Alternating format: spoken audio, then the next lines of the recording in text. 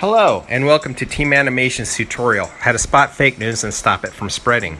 This tutorial is designed to teach everyone how to spot fake news sites and how to avoid being taken in by them.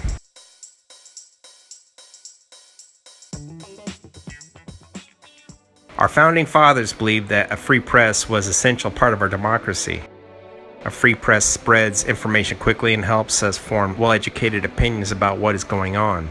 A free press allows us to decide things for ourselves so we can apply our own moral compass to the news.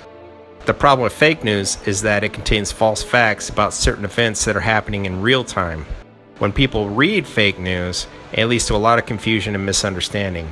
For example, in this article, it describes how fake news about the presidential election outperformed real news on Facebook, and it was rapidly growing. From this, it led to a lot of reactions, comments, and shares on Facebook supporting hoax sites and hyper-partisan blogs. A recent example about how the spread of fake news has real-life consequences is this article.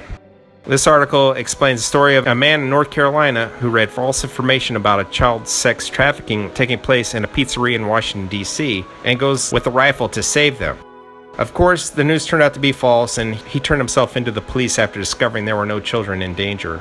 The article explains the dangers of false news and how it can affect people differently. Fake news sites are still spreading this false story. Spreading fake news is easy. You just click on the link or share with a friend and it's done. Here are two examples.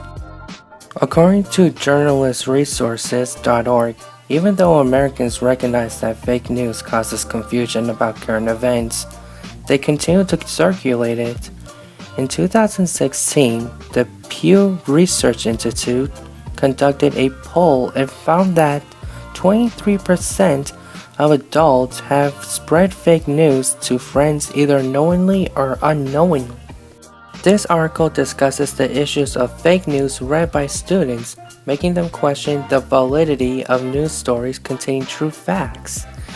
It describes the students' inability of separating true facts from fake news and falling victim to the cycle of false information.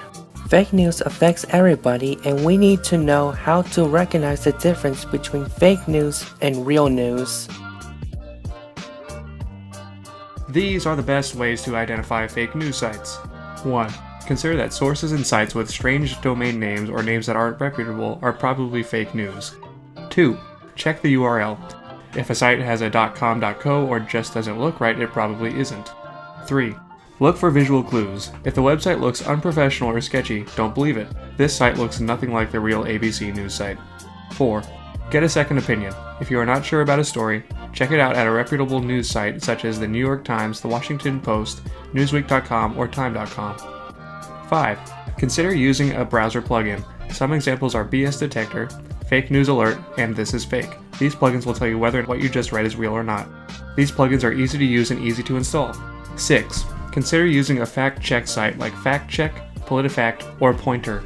This article explains the processes and procedures that internet users can utilize while researching and collecting information or data that they may be skeptical about. This article from PolitiFact explains their principles and processes for verifying or denying online information and articles. PolitiFact also has a truthometer, which they use to clarify exactly how true or false a statement, speech, article, etc. actually is.